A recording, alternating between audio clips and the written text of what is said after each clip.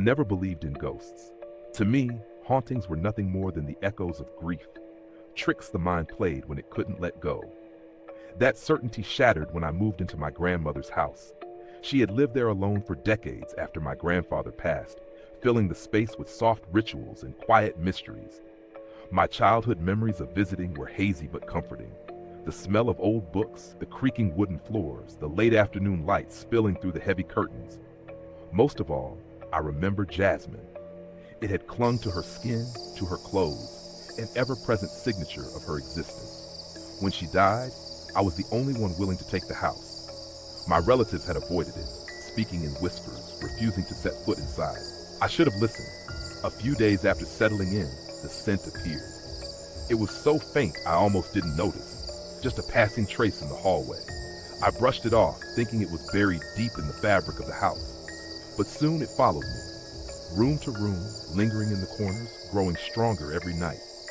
One evening, as I was falling asleep, the air thickened with jasmine, sweet, suffocating. I jolted awake, gasping. The scent wasn't just in the house anymore. It was around me. A week later, I uncovered the mirror in my grandmother's bedroom. She had always kept it covered when she was ill, though she never explained why. The cloth slipped from my fingers, revealing the dusty glass beneath. My own reflection stared back, pale, exhausted. But just before I turned away, something flickered behind me. A shadow. It was gone in an instant, but the feeling remained. By then, the scent had changed. The jasmine rotted into something damp, decayed. The air in my bedroom turned moldy, pressing against my skin with an invisible weight. When I woke up coughing, choking on the unbearable stench, I realized I was being warned. That night, I locked the doors. My grandmother had done the same. Every evening, she had locked certain rooms as if shutting something away. I had thought it was just habit, perhaps an old woman's caution, but now I understood. The house wasn't empty. I tried to ignore it, but the whispers began.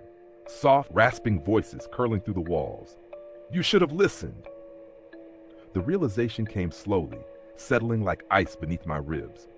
The incense she burned at dusk hadn't been for comfort. It had been for protection, a barrier against whatever stirred at night. The mirrors weren't simple decorations.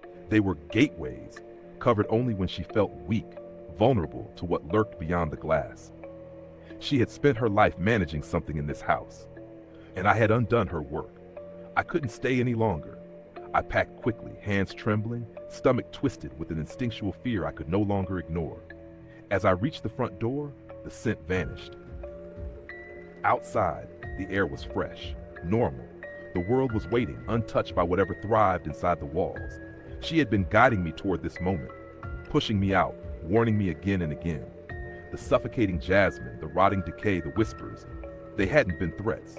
They had been instructions. I ran. A few days later, I finally read her will more carefully. The house was never meant to be lived in after her death. She had known. I never went back. But sometimes, just sometimes, I catch the faintest trace of Jasmine. And when I do, I know she's still watching.